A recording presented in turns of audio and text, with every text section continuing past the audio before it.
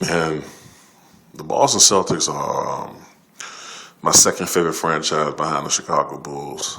I've always liked I guess maybe an East Coast thing for one, and a lot of great players have played throughout the history of that franchise. Bill Russell, Tommy Heinsohn, John Havlicek, Bill Sharman, Tom Sanders, Casey Jones, Sam Jones. Later on, you had Dave Cowens, JoJo White, often forgotten. Later on, Larry Bird, Robert Parrish, Kevin McHale, Dennis Johnson, a lot of other different guys.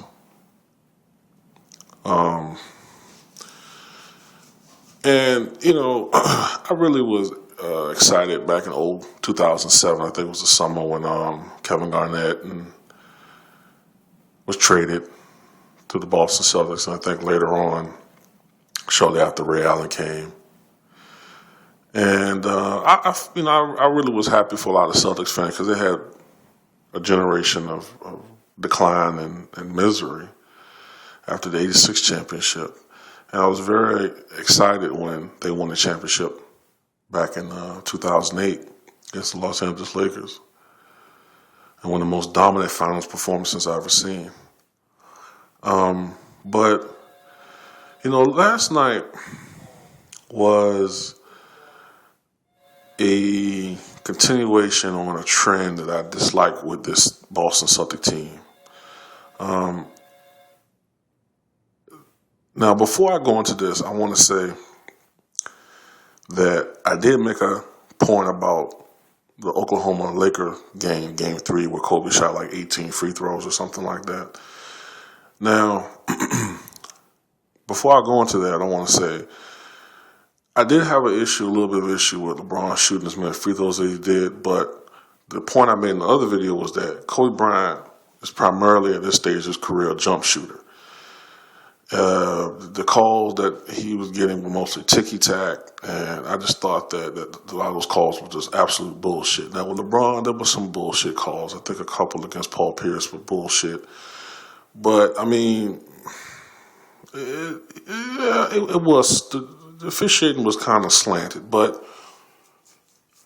I get the feeling like, I just noticed that every time when Boston lose in the playoffs, well, not even just playoffs, They always blame the officiating. Like they never lose. They're the biggest sore losers I've ever seen in sports, man. They always have an excuse as to why they lost a game.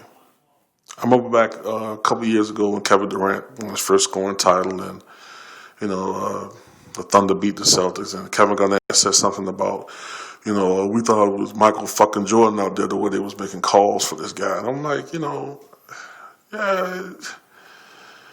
I mean, it's just an ongoing thing with this team that they always make excuses for their losses. I can make the comment if it wasn't for Rondo and his. I don't think Rondo's going to have another game like that in the playoffs, maybe for years to come. He's not a jump shooter. He's not a great scorer. That's not his thing. And if it wasn't for that, last night might have been another blowout.